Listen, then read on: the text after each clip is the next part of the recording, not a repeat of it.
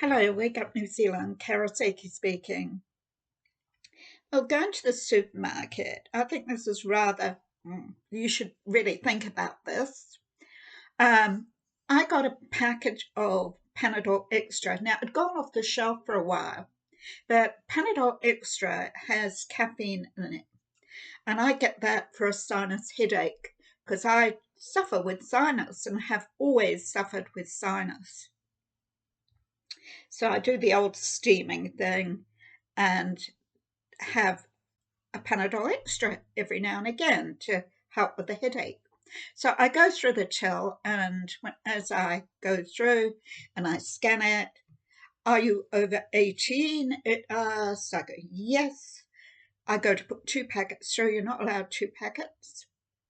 You're only allowed 1 packet. So I call the person in the shop, one of the staff members, and I say, look, I wanted 2 packets. She said, that's all right, just pay for your bill and then put your card through again and get another packet.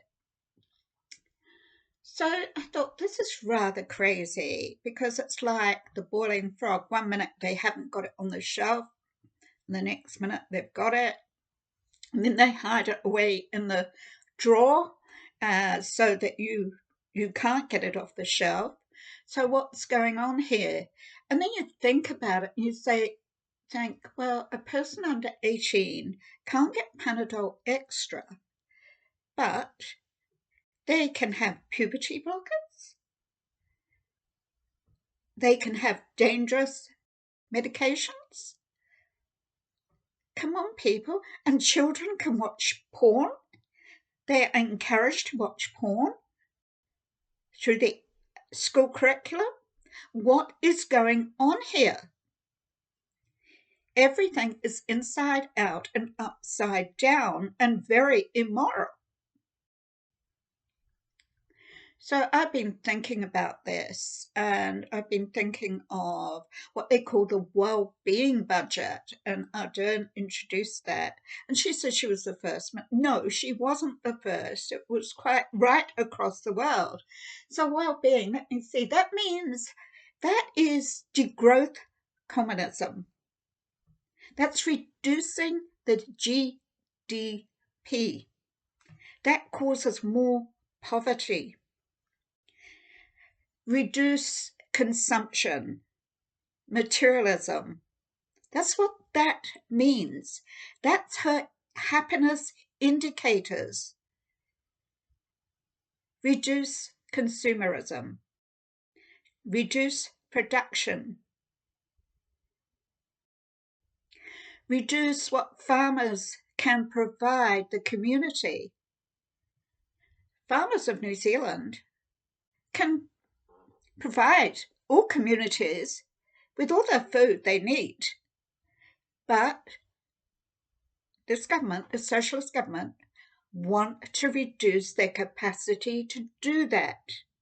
That's why they're targeting them. And they talk about how farmers, with all this nitrate in that, but they don't tell you about the heavy pollution, the heavy toxins and the nitrates and the ammonias that well-branded companies in New Zealand are actually releasing or leaching into our waterways through the drains, going into effluent ponds that can't actually deal with it, that coat the bulbs in the effluent ponds, and then that toxin leaches out into your estuaries. No, but we'll blame the farmers, shall we? Through the 2002 Local Government Act, they have known this has been happening for over 2 decades and done nothing. But all they have done is targeted the farmers. We'll blame the farmers. So all I can see is that this government and globally, this is about degrowth communism. Degrowth.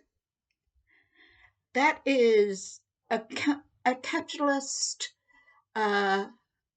version of meeting up with nature and capitalism, destroy human sociability, transform it into something where people are not reliant on material things. They must get back to nature in New Zealand, get back to pre-1840, decolonize everything. Decolonize. When you think about it, let's think about that.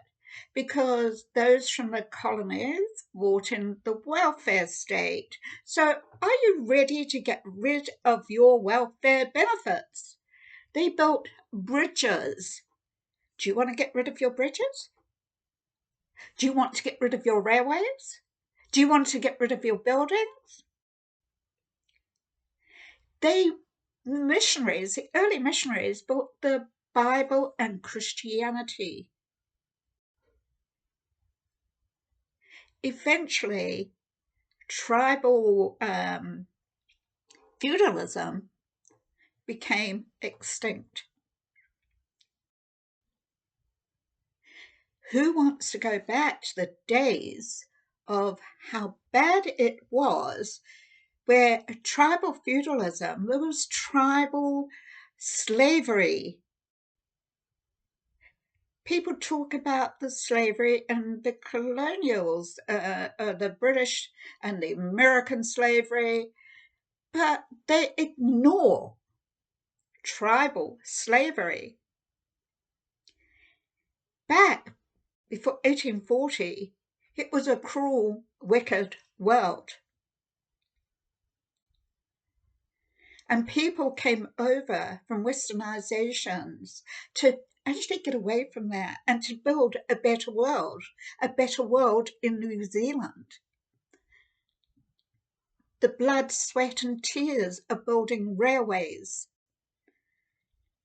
the welfare system, bringing the Bible and Christianity, many things. The welfare state that's provided for those who can't provide for themselves, brought laws, brought the Ten Commandments.